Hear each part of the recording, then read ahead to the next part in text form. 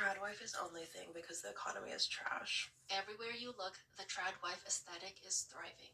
Soft focus Instagram posts of homemade sourdough, TikToks romanticizing 1950s housewife duties, podcasts urging women to embrace feminine submission and leave the workforce behind. But why now? Why, in an era where women have more rights and career opportunities than ever, are so many turning back to a regressive reality? It's easy to write this off as just a social media trend, but the rise of tradwife content is happening for a reason.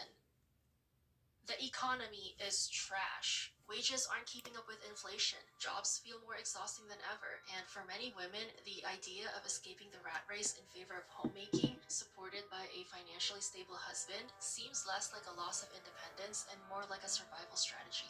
But here's the problem. Nostalgia is selective. The tradwife fantasy forgets the realities of the lifestyles they are preaching. The financial dependence, the lack of rights, the vulnerability. And while the tradwife content thrives online and aspects of the tradwife lifestyle are resonating with women and are helping women save money and cope with the economic realities that everyone is facing nowadays, I fear that women are adopting the tradwife starter pack of beliefs that are setting women back and making them even more financially vulnerable. So let's talk about it. Hey, bestie. Welcome to the Spoiled Girly Support Group podcast where we talk about how to get the. I feel like it's hard to talk about finance and relationships, and especially other people's finances and their relationships. From a personal perspective, it is hard to have a relationship with a man and not end up becoming financially dependent on them for the fact that they want you to take care of their house, they want you to have their kids, and I don't know. After that happens, it's very hard to get back into the workplace or to not just be stuck in the role as homemaker and baby maker. I don't know. It's complicated, but I like hearing different perspectives on it. Although I think this one would probably support my narrative.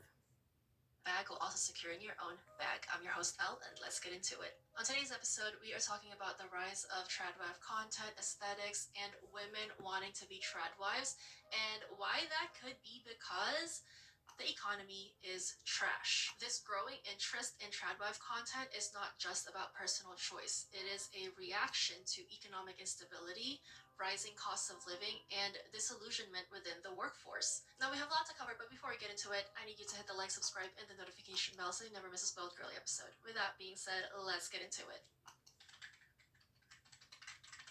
Okay, first things first, what is a tradwife? A tradwife, short for traditional wife, is a woman who embraces and promotes traditional gender roles, particularly those centered around homemaking, child rearing, and male breadwinning. Tradwives typically advocate for a return to pre-feminist ideals, where a woman's primary role is to support her husband, manage the household, and raise children rather than pursue a career or financial independence. The tradwife starter pack of lifestyle and beliefs may include prioritizing homemaking, cooking, and child rearing, believing in male leadership within marriage, and they often reference biblical or historical models, rejecting modern feminism, seeing it as detrimental to traditional family values, promoting submission to one's husband as a form of empowerment, and they often present a hyper-feminine, vintage-inspired aesthetic. Think 1950s housewives, prairie dresses, or cottagecore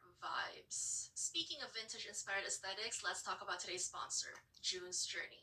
I have been playing June's Journey, which is a hidden mystery object game, and it's based in the 1920s, and you follow June, and she's like the main character, and she's actually a very likable character. She was a nurse during the First World War in London, and her sister and her sister's husband, they. Sorry. So in my marriage, before I separated from my husband, I was in that position of being homemaker and child rearer and, doing all of the domestics. And my ex husband was the breadwinner. I, I hesitate to say that because of our financial situation at the time and the lack of good decisions made on his part. Uh, but it was hard because when things were sparse or finances were limited and I wanted to go to work, it was a point of contention. There was so much pushback. And it's complicated when you're in that position because you can't get away from this person. Like, if they're pissed off, you just have to sit with it, especially if you are in the place that I was, where he wouldn't get me a phone, or I couldn't take the car unless it was to go get groceries. And when I did, it was I had to be the one to take the kids, even if he was home. And mind you, this was like a 3-year-old and a newborn. And I just got very minimal help, and resources were sparse, and it was a lot because I really couldn't do much because he wouldn't allow me to. I needed undergarments and socks and stuff of that nature, and he would be like, "Well, I'm the breadwinner and I need socks for or new work boots or." And I could empathize with that because he is the one out there earning the money, and he is the one providing, aside from government assistance, because he was not taking great jobs. And it wasn't for a lack of ability, it was more for a lack of wanting, because he didn't want warehouse jobs or factory jobs, because he worked at one place that was not a good fit. And I don't know. It's just, be careful who you marry. Get murked. So with the characters so that they would help her solve the would be more likely to help the game.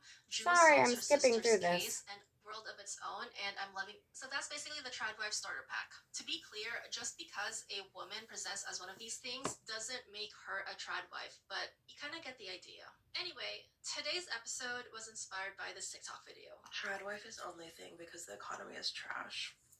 And no one seems to want to admit that the economy is trash, but everywhere I look, all the signs are pointing to the economy is indeed trash. It is no longer feasible to live your dream, pursue your passion, make a living wage, and not be concerned about finances. So, of course, it makes more sense to lean on a man who has already pooled those resources. You've done the mental math, and you're like, this labor has a better return on investment than my 9 to 5 job that was paying me a shit salary. Well, and I grew up in a very Christian centric home, uh, where I was taught, like, your purpose as a woman is to either serve God in complete devotion and celibacy, or get married and serve your husband. And so, out of those choices, which one do you think I wanted? I thought having kids sounded so romantic, and don't get me wrong, I adore my children. I love them. They're very funny and very smart, also very obstinate, but I'm sure they get that from me and their dad. But it's not all just, you know, uh, the economy is trash and we want a man to pay our bills. Like, I was raised with the mindset that either you just give your life to God and live celibate, or you give your life to God and your husband, who has more say over your existence than you do. And I don't really think either of those are great ways to be. So, barely covering the bills and sucking my soul. After watching that video, I was like, yeah, that is the take. And I love analyzing trends because trends reveal a lot about ourselves as individuals and as societies. So a trend romanticizing a past that never was is very interesting, and it points to a present that people want to escape from. But why? Why do people want to escape from what we have today? And it's because people are having a tough time economically, financially. Women in particular are opting into the trad wife aesthetic, content, mentality, and lifestyle, not only out of desire, but also out of necessity. Let's get into these comments. Someone said, I make my own bread because I don't want to spend $8 on a loaf. And then the creator of the video said, Up next, I need chickens because these egg prices, eyes emoji. As someone who also makes her own bread, I have the trad wives and the cottagecore girlies to thank for that, because fresh bread is literally the best thing since sliced bread. Like, it's so good. Like, I am in my sourdough era. Like, I've been for a while now. And I have bread pickups from friends and family, like, every week. And I don't want to brag, but they really like my bread. Like, there's something about homemade bread that hits, you know? Like, especially when it's fresh from the oven, it just smells so good. Like, that sourdough smell, it's so good. And then your house also smells amazing because you're baking sourdough. Like, it's just like a great experience. Wait, let me show you my starter. even if you're not using sourdough and you're using dry activated yeast, it is still very, very nice to be able to just walk in the kitchen and whip up a loaf within a couple of hours, and it makes the house smell so, so, so good. So, fed my starter today, and there's already a little bit of bubbling there. And as a microbiology girly, what?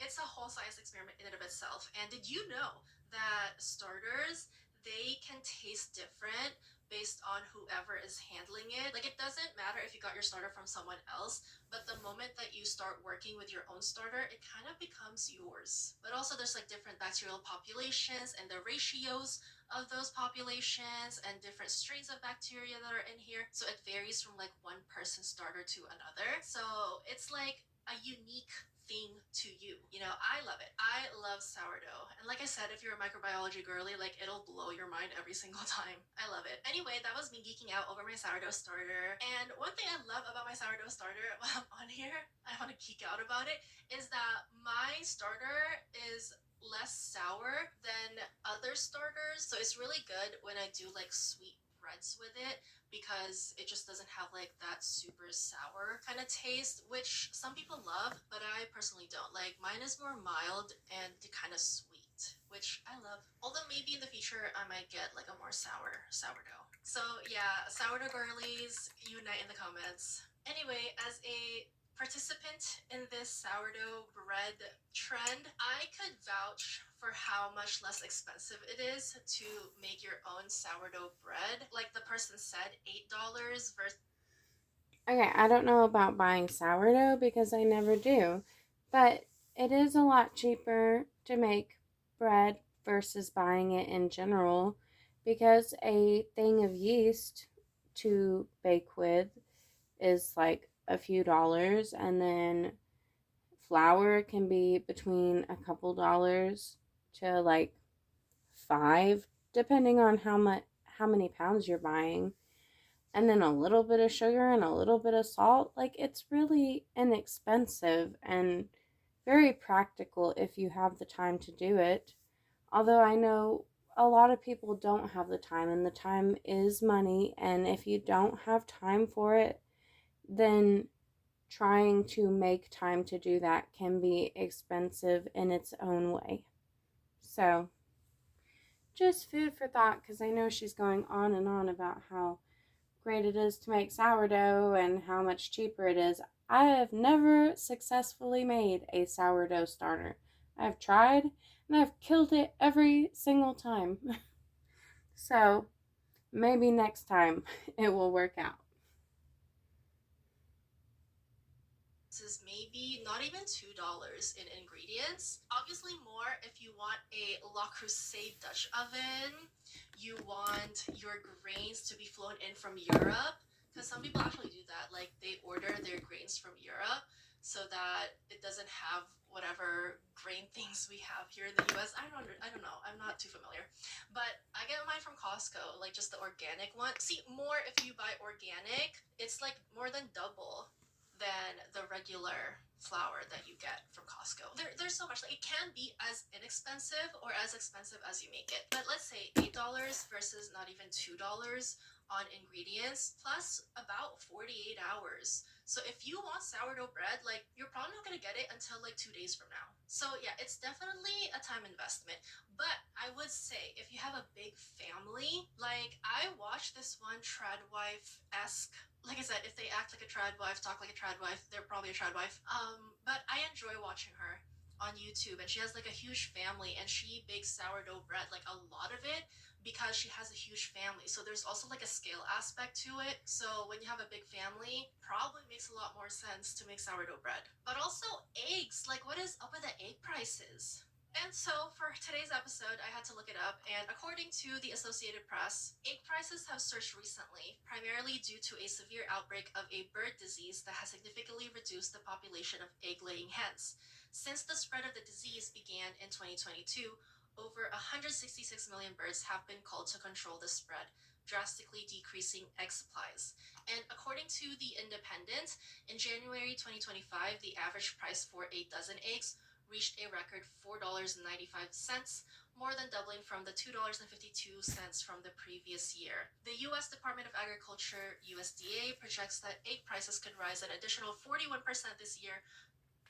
Just a reminder for those who are not aware, but eggs have a sell by, best by date. But just because that date has passed does not necessarily mean that your eggs have gone bad. And there's a really easy way to check it, which is putting them in water. And if they are fresh, they will sink to the bottom on their side. If they are maybe still good, they will sink to the bottom and be right side up. And then if they're bad, they will just straight up float. So, I know a lot of people just throw things out whenever it hits the sell by date or best by date. But if you're trying to make things go a little bit further, there are ways to check and make sure your food is actually bad before you throw it out. So, just something to keep in mind. I know we've got a lot of people in my household and we have to be frugal. So, anyways, due to ongoing supply challenges. Like, I was at the store, and you know how when you get to an age where you don't really look at the prices because you already know how much things generally cost? Like, it's not a surprise anymore. And I go to the egg section, and number one, there's not a lot of eggs left. And number two, I had to like do a double take because I'm like, this is more than double what I usually pay for eggs. Like, in my head, like I already have a figure of what it's gonna be, and it's about double that. And I'm like, eggs. And if you're buying the organic pasture raised eggs in like all the different colors, which is really cute with like the really orange yolks, cute, I've seen them go for like $11. That's almost $1 per egg by the each. Someone else said, I knew we were cooked when I saw like 4 back-to-back videos about cooking cabbage steaks because we can't afford the actual meat. And the creator said, I remember when we were vegan for clout, now we are vegan because meat is out of the budget. This, and also the rise of butter boards compared to charcuterie boards, because cured meats and cheeses are so expensive now. Like, we are now romanticizing butter instead.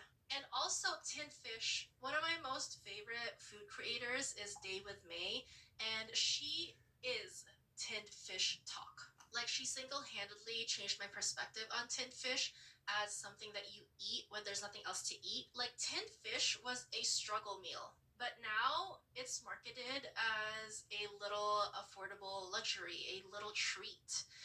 And I wonder why. Someone else said, I just saw a post about beige and pink nails being the new thing, and I'm like, oh, because we can't afford the grow out of color. And then the creator said, oh my god, this makes more sense. I have pink nude nail polish on right now. not me having nude nails. Someone said, yeah, I'm not a trad wife by choice. Financially, we just had to do it. And then the creator was so sweet, she said, home labor is still labor. We are all just trying our best. This comment really hit it on the head. There is no contest that despite all the problematic messaging associated with tradwives, That is super duper true and super duper relevant, because even though I got out of my marriage, I still found myself pretty quickly going back to a similar dynamic where the dude stays at home, or not the dude stays at home. Gosh, I stay at home and take care of my kids and his, and he is the one out uh, working and earning the money. But it has been more because it is easier to do things that way and cheaper to do that than, like, previously I wasn't allowed to because it didn't suit my ex's wants, and now it's more out of necessity, where my guy would be happy to let me go work if I want to, but it is more practical and benefits us more when I am home to oversee things and take care of the chitlins. So I could see that completely. they did popularize money-saving habits and skills to help women navigate uncertain economic times, and is a huge part of why tradwives are dominating in culture right now. And one of the reasons why is because the modern workplace is increasingly losing its appeal for women. And we've already talked about this at length in our Lazy Girl Jobs class, so watch it if you missed it. But it is no surprise that the modern workplace is losing its appeal for women. Like, who wants to grind away at a 9 to 5 that barely keeps up with inflation? Wages are stagnant, but rent, groceries, and literally everything else keeps getting more expensive. Added the burnout from always being on, plus the pressure to do it all. Family, career, social life, self-care, the now necessary side hustle. And it's no wonder women are opting for more flexible, low-stress jobs, aka the rise of the lazy girl job. But here's the catch. While these jobs offer a breather from corporate chaos, they don't solve the bigger issue: how impossible it feels to achieve real financial security on your own, especially as young women, especially without the generational wealth to fall back on. So when tradwife influencers start glamorizing the idea of a financially stable husband and a cozy, stress-free home life, it makes sense why that lifestyle is looking very appealing right now. And we also talked about the gendered economic struggles in our Gold Digger and Daddy's Money class. I feel like everything just ties in. Even when women do stay in the workforce, the math still isn't mathing. Women are expected to pull double duty, aka the second shift, grinding away at work all day and coming home to handle the bulk of household chores, emotional labor, and childcare. And because women do this double labor all day every weekday, employers perceive women as less dedicated and in need of more accommodations and flexible work schedules, which may be at odds with productivity. And so women end up getting paid less in similar positions as their male counterparts. Parenthood is a demerit for women as per the motherhood penalty phenomenon, while men are rewarded as per the fatherhood benefit phenomenon. And let's not even get started on the cost of raising kids. Childcare alone can eat up an entire paycheck, making it feel like working just to afford to work. So when tradwife content starts selling the idea that ditching the corporate struggle for full-time homemaking is the ultimate hack, it's not just about embracing femininity. It's about escaping an economic system that makes it nearly impossible for women to win. And sidetrack because I feel like people have a false perception of femininity, that femininity means dependence on men, when that is actually the complete opposite of the divine feminine. Like, no, that's not it. The feminine as an essence is all about being full, overflowing with fullness. And you can't embody that overflowing with fullness if you are dependent on someone. Like, that points to a lack. Get what I'm saying? Like, no. So this false perception that femininity means depending on a man, that's absolutely categorically false. And in cases like these, where women feel like they are in lose-lose situations, being a trad wife is not a matter of wanting to be one, it's having to be one. And one of the main points I wanted to touch on is that you can live a quote-unquote trad wife lifestyle without adopting the trad wife starter pack of beliefs. Because it is clear that the trad wife content are helping women save money and survive in a tough economy. And speaking of the trad wife starter pack, let's get deeper on how trad wives present themselves in media. HBO Max is available on YouTube. Watch Emmy award-winning TV shows. Welcome to I will say it does look really glorified to be stay-at-home mommy who bakes her bread from scratch and who is homeschooling her kids, and it seems like everything is so customizable and so much easier, but it's really not.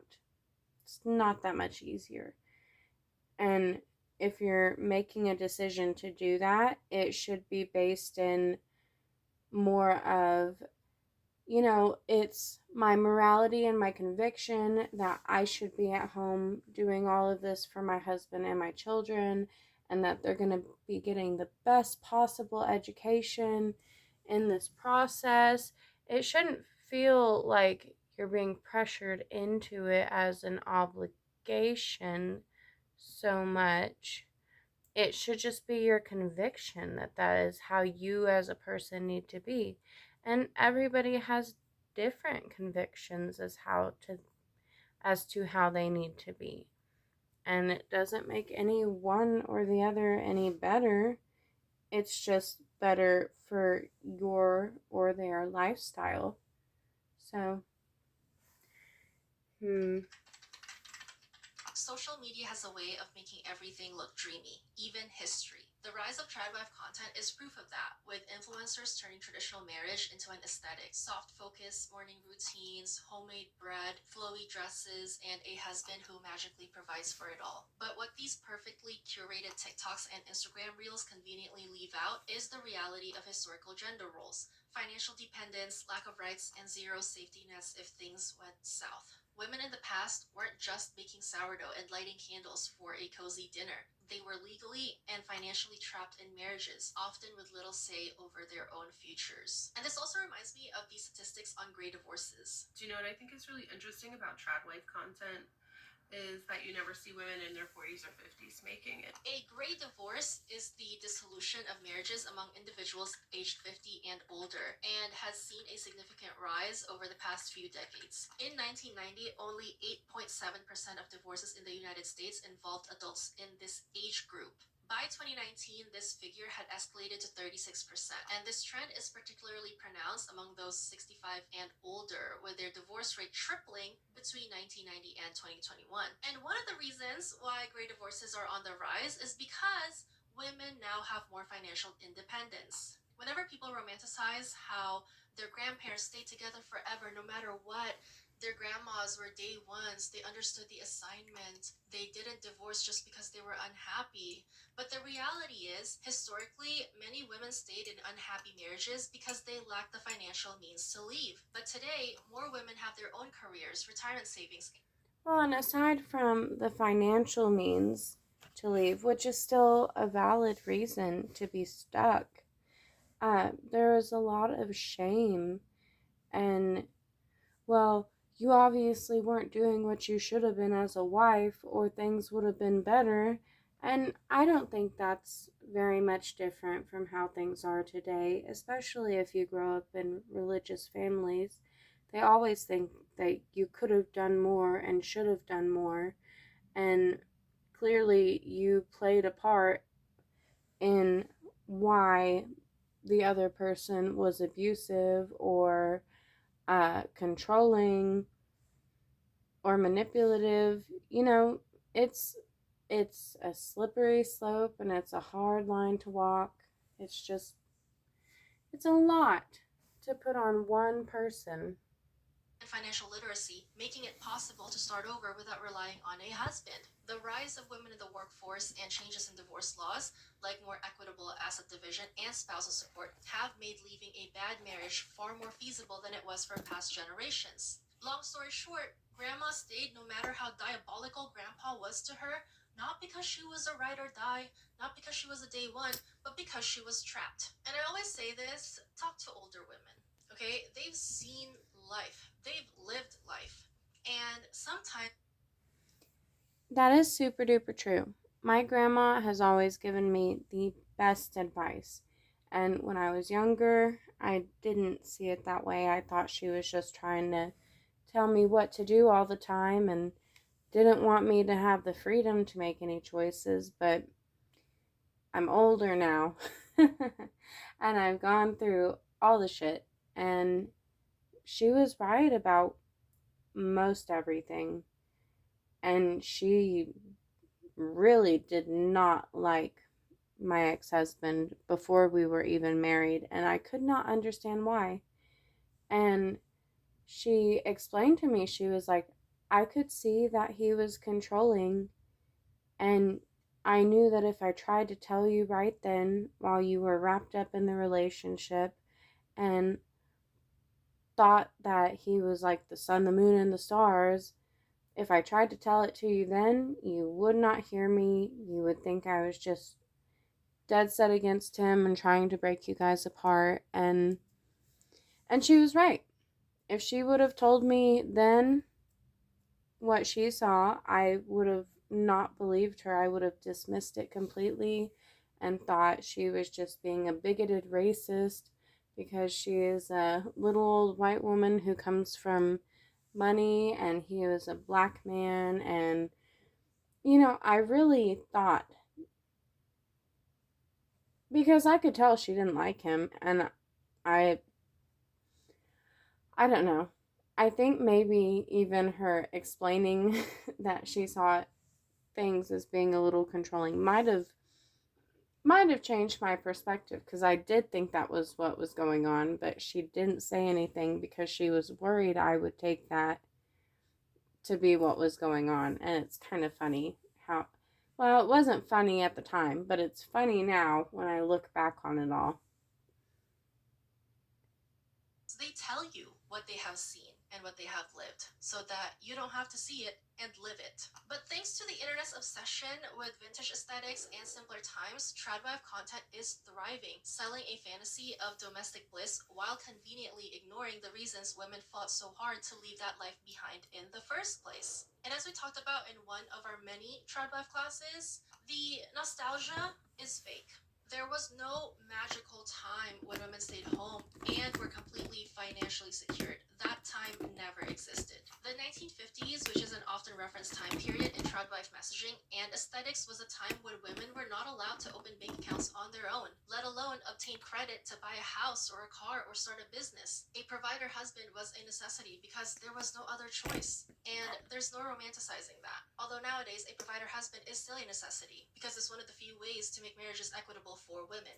Back to the topic, that's the danger of nostalgia. We tend to only remember the good parts, the aesthetic parts, the cute pastel colored kitchen appliances parts. But the truth is, the nostalgia of tradwives is fake.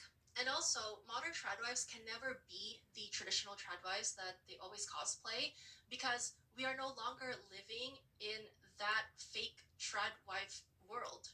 We're now living in the modern world where women now have access to banking and credit and higher education. From Devin Proctor's 2022 article titled The Tradwife Persona and the Rise of Radicalized White Domesticity, Proctor writes, the decision to stay home may be presented as entirely personal. However, they are inseparable from the profound crisis of both work and care under neoliberal capitalism. So those women who do choose to not work are exercising a privilege to embody a traditional version of feminine gender roles, as these traditions are often frozen moments in history, arbitrarily chosen from the cultural repertoire as the authentic expression of the national collective. Indeed, very likely, these arbitrary historic traditions themselves are complete inventions. For instance, it is a myth that women in the far past didn't work. They were wives and mothers, but also worked the fields, brewed mead, sold and bartered goods, spun wool, and very often worked alongside guildsmen to learn a trade. By framing the woman's role in the home as traditional, tradwives continue a long project of delegitimizing women's contributions in the workforce as separate and less valid than the formalized economy of male labor. TLDR, the tradwife nostalgia is fake, and number 2, women have always worked, and number 3, saying that women didn't work before, but now they do, and what a bad thing that is delegitimizing women's labor in the home and also delegitimizing women's labor outside the home. Okay, so the nostalgia is fake, but why does the desire for this nostalgia still exist? And it's because people would rather dream of a fake reality than face true reality. And apparently, it's because there is a link between economic downturns and nostalgia-driven trends.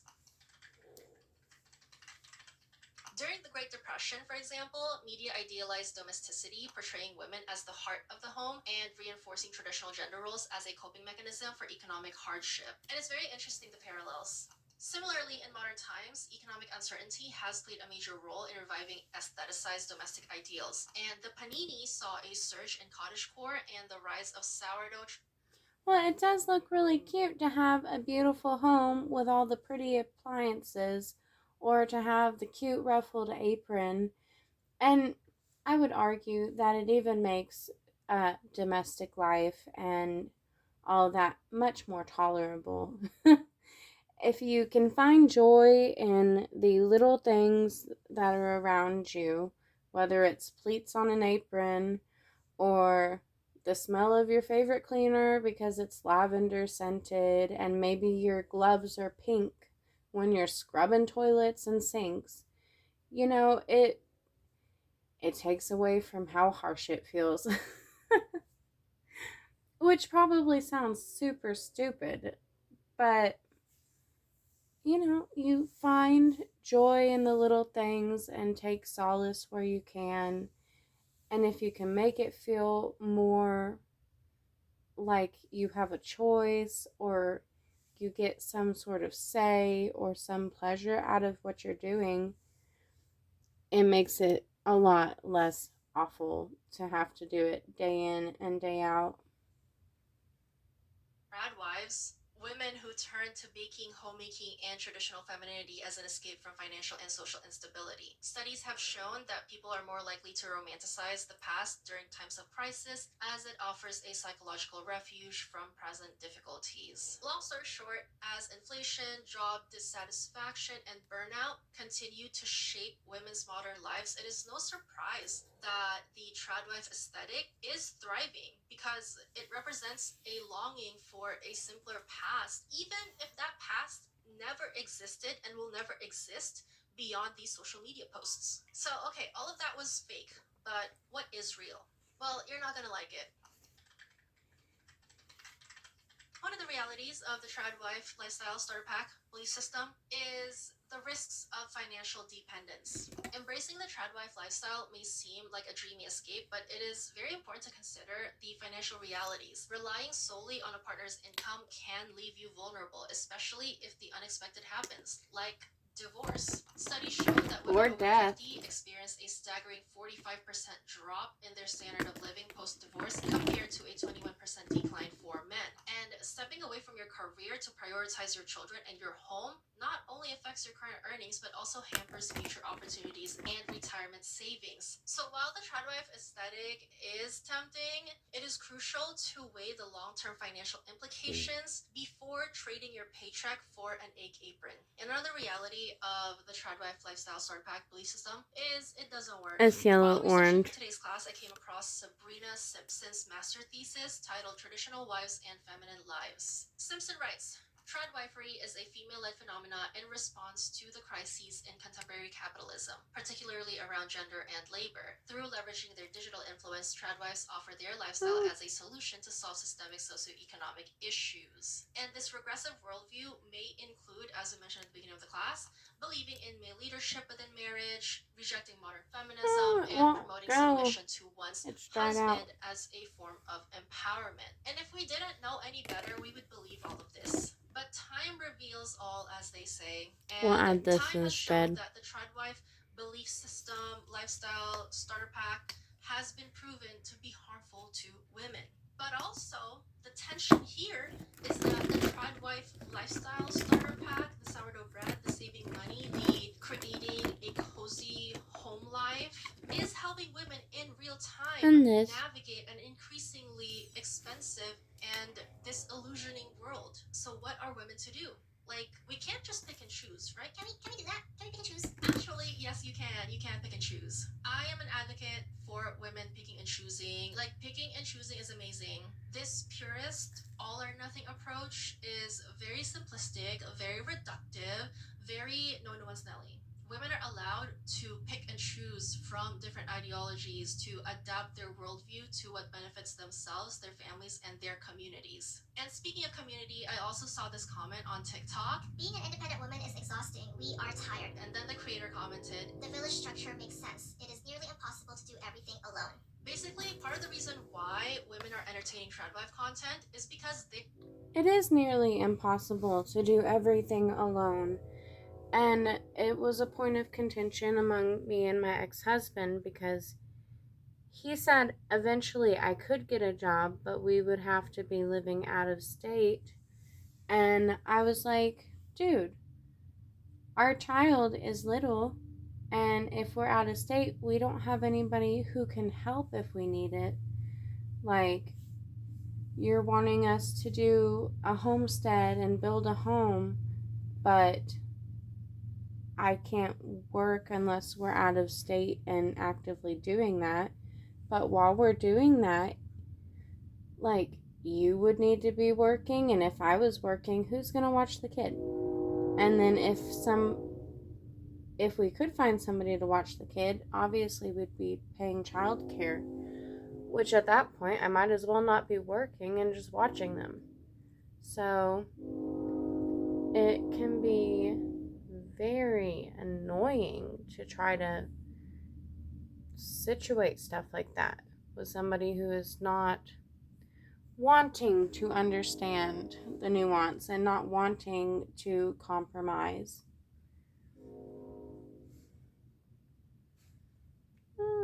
are tired. But how can that be when women's independence is a good thing, legal independence? And the reality is, we took independence for isolation. You can be independent and self sufficient, all while being in a community with others. We are social creatures, so we all need to be social. And one trend I'm loving on social media right now is women finding their online communities and they caption their videos. I'm not a Tradvibe coded emoji sourdough housewife. I'm a non Tradvibe coded emoji sourdough housewife. And it's basically women realizing and signaling that they can pick and choose. They can choose to bake bread and live a certain homemaking lifestyle that saves money and allows them to survive in this economy without subscribing to regressive ideology. Women all around the world already know these things to be true. We're just verbalizing it and sharing it with the girlies. And that's a beautiful thing.